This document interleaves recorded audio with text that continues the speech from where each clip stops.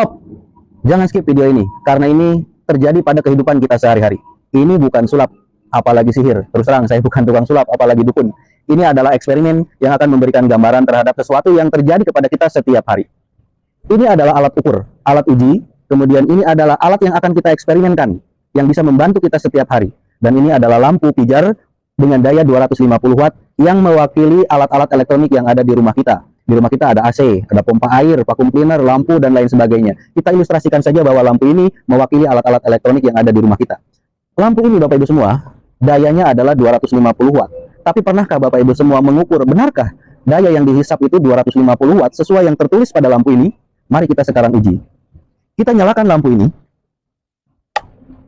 Bapak Ibu semua fokus pada jarum ampere yang saya tunjuk ini.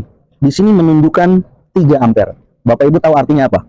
Kalau kita flashback masa-masa SMP atau SMA ketika kita belajar elektro, bahwa rumus daya, rumus watt standarnya adalah voltase dikali arus atau dikali ampere. Artinya, jika arus yang dibutuhkan atau arus yang mengalir ke lampu ini besarnya 3 ampere, artinya daya yang dihisap sama lampu ini adalah 220 dikali 3, yaitu 660 watt. Lah, kok bisa lampu ini tertulis 250 watt? Tapi kenapa nyatanya daya yang dihisap itu 660 watt? Itulah Bapak Ibu semua yang disebut dengan daya semu atau induksi yang dihasilkan oleh alat elektronik.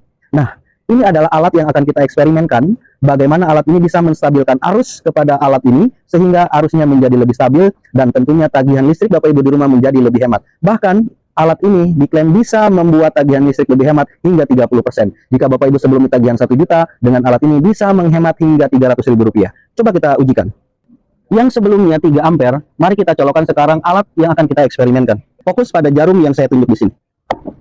Bapak Ibu bisa melihat perubahannya, penurunannya, dia turun dari 3 hingga 1,8 ampere. Artinya apa Bapak Ibu semua? Berarti sekarang daya yang dihisap sama lampu ini adalah 220 dikali 1,8 ampere, paling tidak menghemat hingga 300 watt. Turun stabil, berkurang, daya yang tadinya 660 watt berkurang hingga 300 watt. Kurang lebih berarti sekarang daya yang dihisap adalah 300 watt dari yang sebelumnya 660 watt. Dan tetap dia tidak mengurangi watt yang seharusnya dia hisap, yaitu 250 watt. Karena lampu ini cukup silau, saya matikan.